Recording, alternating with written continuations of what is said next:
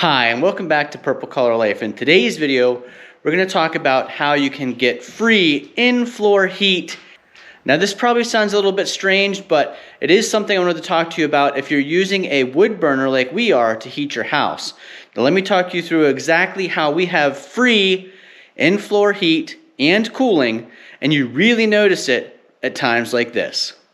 Now, first I wanted to say to all of you out there, happy holidays and a merry upcoming Christmas. We aren't that far away. It's hard to believe how quickly the year went and how quickly the month of December went. You can see we've got the 2-0 numbers behind us. Mackenzie will be celebrating her 20th birthday here coming up. We're having a birthday party for her pretty much this entire weekend. Tonight, tomorrow, and Sunday we have activities going on to celebrate her 20th birthday. She's having a great year in college. She's home now for the Christmas break time, so we're glad to have her home and glad to celebrate her 20th birthday. Now, like I mentioned, it is really cold out. Today it is in the teens. We've actually had some snow. We live south of Lake Erie in Pennsylvania. Erie got absolutely pounded with snow over the last several weeks. I was really jealous. We did get some snow here, maybe a foot, maybe a little bit more than a foot, but not even enough to bother plowing because only about 6 days after it snowed, it was in the 40s and melted. But now we're back down to the teens. I wanted to talk to you about the in-floor heat in our house. Now, I notice this mostly at nighttime. So as you get older, you get up more frequently in the middle of the night. So you get up to go to the bathroom, you get up to go out and get a drink. In my case, I get up to stretch out my neck a little bit because my neck gets stiff overnight in bed. So on one of these occasions, I got up in the middle of the night, walked out in my bare feet, and noticed how nice and warm the floor was. Walk into our bathroom, which has real slate flooring. So since we built this house over 20 years ago, we've updated some of the floors. We have real hickory hardwood in a lot of our house. We have oak hardwood flooring in some of the upstairs. We do have a couple rooms with carpet, but we're trying to eliminate carpet from the flooring here in our house. And our bathroom is real slate. So that slate flooring is really nice in the bathroom, and it is nice and warm. So you walk in there on a cold night, and it's nice to feel the warmth on your feet. If you hop out of the shower, it's nice to have that warm floor that you're stepping on. Same thing with the hickory hardwood. It's nice to have that heat in the floor. You know, it's amazing how that warmth in the floor can help heat up your entire body. The same thing goes for a room. So a little bit of floor heat can actually keep a room feeling a lot warmer.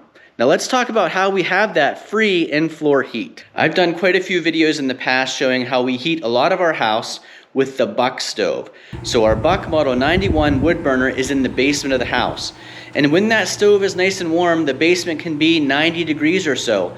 And what's surprising is how much of that heat comes upstairs just naturally if I leave the basement door open. The other thing that's really impressive is how much that heat heats the floor. So when I talk about free in-floor heat, I'm not talking about all that tubing on the bottom of the floor that pumps hot water through. I'm talking about the fact that we intentionally never insulated the floor joists between our basement and our first floor. And what that allows is that heat in the basement, as it gets warmer and warmer downstairs, heats up the floor. And with a nice natural floor, like our hickory hardwood or that slate tile in the bathroom, that heat is absorbed and held in those materials and makes the floor stay warmer longer. So I used my temperature gun, which I love. I use that thing all the time. I'll put an Amazon affiliate link down below in the description. I used my temperature gun to see the temperature of the floor, and we were between 77 and 79 degrees on that hickory hardwood flooring in the middle of the night. So imagine, we do let our thermostats go down pretty low at nighttime in the house so that there is no electric baseboard heat kicking on in the nighttime. So the room might only be 64 degrees, but the floor being 77 degrees feels really nice on your feet, and it helps to heat that room warmer than 64 degrees. So a lot of people have commented on my Buck stove videos that it would be better if I would insulate the basement, and that is absolutely true. We still have cinder block walls throughout our basement. We don't have any finished basement space at this time. Definitely the area above the cinder block wall where there is the seal plate of the house up against and sitting on top of the cinder block. If we would insulate at least that the whole way around the perimeter, I'm sure that would hold a lot more heat in.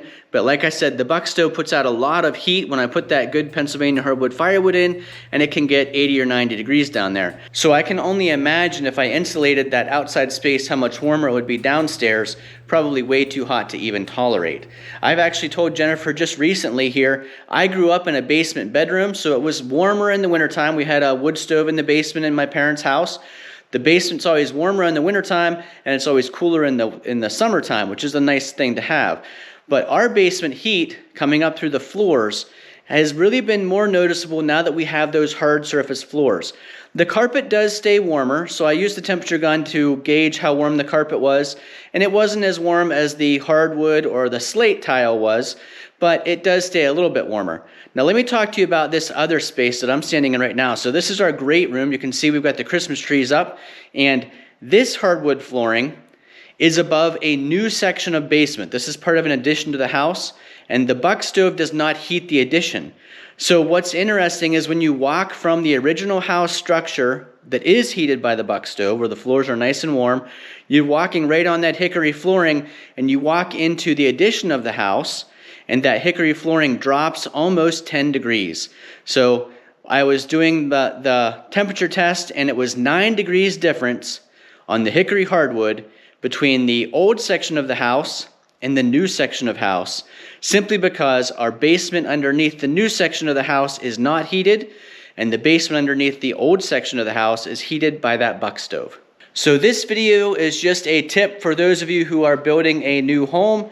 Maybe go ahead and leave those floors uninsulated. If you're going to have a heat source in the basement like a wood stove, that heat does penetrate the floor, heat the floor up, and it's like free in-floor heat.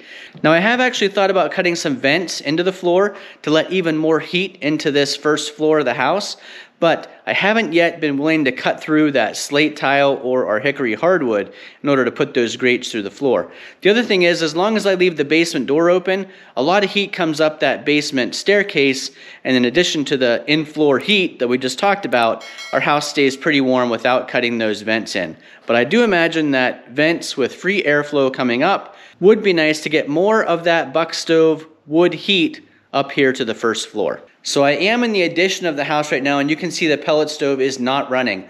I talked in a previous video about the cost difference of using the pellet stove to heat versus using the electric baseboard heaters. So I am in the process of doing the study for that video we talked about, where we're just using the electric baseboard heaters in this big great room right now, 20 feet deep, 40 feet wide, over 16 feet cathedral ceilings. We're going to see how much it costs in electricity with the baseboard heat, and you can see Alice already is laying beside the baseboard heaters. She typically lays in front of that pellet stove when it's running, as does Olive. You can see Olive is actually laying there right now, even though the pellet stove's not running. So I'd appreciate if you'd leave a comment down below if, like us, you have uninsulated floor joists between your basement and your first floor. You use a heat source in the basement and allow that heat to be your free in-floor heat to help heat your first floor. Also, it would be great if you could leave a little message to Mackenzie in the comments wishing her a happy 20th birthday.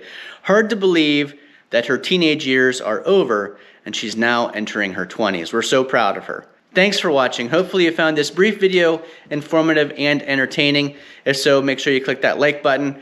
Don't forget to leave a message for Mackenzie down below in the comments. Thanks for watching. We truly appreciate it, and we'll see you again the next time.